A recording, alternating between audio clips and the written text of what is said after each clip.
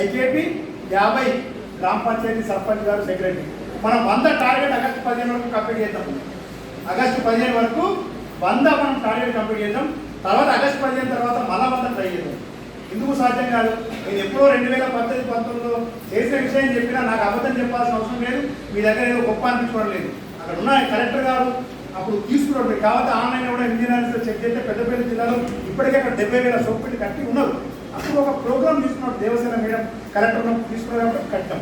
కాబట్టి ఇప్పుడు మళ్ళీ గవర్నమెంట్ ఇంకుడు గుంత సంబంధించిన అంశం తీసుకొచ్చింది. కాబట్టి ఇది సర్పంచ్ గారు ఒక ఫ్రంట్ పర్సన్గా ఉండి మనం కట్టిస్తేనే ఇంకుడు గుంతలు అవుతుంది తప్ప దీనివల్ల అనేక లాభాలు ఉంటాయి.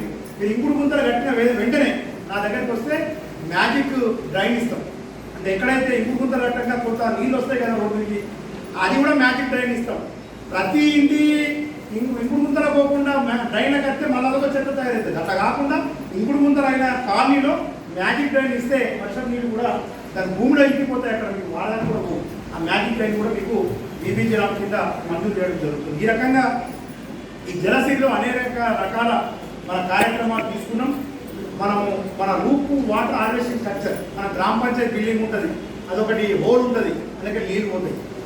ఆ హోల్కు పైప్ పెట్టి పెద్దమ్మగాడి తండ సర్పంచ్, చిన్న సర్పంచ్ పాపం, చిన్న గ్రామం అయినా కూడా ఆయన రూప్ వాటర్ హార్వెస్టింగ్ స్ట్రక్చర్ అక్కడ గ్రామ పంచాయతీ కొత్త గ్రామ పంచాయతీకి మమతా సెక్రటరీ ఆ సర్పంచ్ గారు కట్టిరు.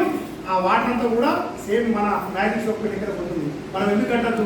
మన ఊర్లో జిల్లా పరిషత్ స్కూల్ ఉంటే జిల్లా పరిషత్ స్కూల్ ఎందుకు కట్టద్దు? ప్రైమరీ స్కూల్ ఉంటే ప్రైమరీ స్కూల్ ఎందుకు కట్టద్దు? ఏఎన్ఎం సబ్ సెంటర్ ఉంటే ఏఎన్ఎం సబ్ సెంటర్ దగ్గర ఎందుకు కట్టద్దు? గ్రామ పంచాయతీ బిల్డింగ్ ఎందుకు పట్టుకోవచ్చు? ఇదే కదా డెవలప్మెంట్ అంటే. రూప్ వాటర్ నువ్వు ప్రత్యేకంగా అనిపించాలా, పేపర్లో రావాలంటే ఎట్లా వస్తావు?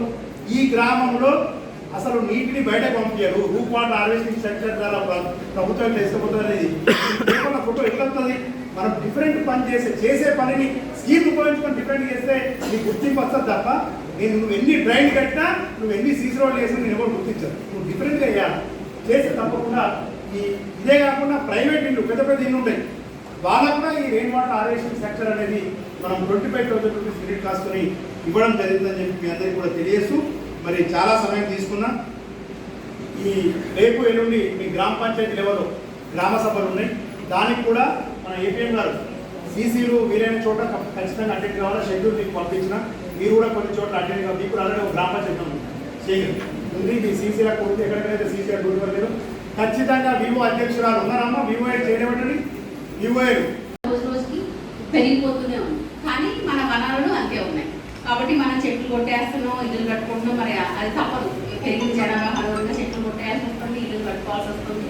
కాబట్టి మనకి వచ్చే వర్షాభావం ఏదైనా మన అడవుల వల్ల చెట్ల వల్ల వస్తుంది. కాబట్టి అవి లేవు కాబట్టి ఆటోమేటిక్ వర్షం తగ్గిపోతుంది. ఎల్లినో అంటారు, రేపు ఇంకోటి అంటారు. ఇక రాను రాబోయే రోజులన్నీ ఇక ఫ్యూచర్ జనరేషన్స్కి కరువు అనేది వస్తూనే ఉంటుంది. కాబట్టి మనం చేయాల్సింది ఏంటంటే సరే ఎప్పటి వరకు సాధ్యమైనంత వరకు మనం చెట్లు వేస్తూనే ఉన్నాం.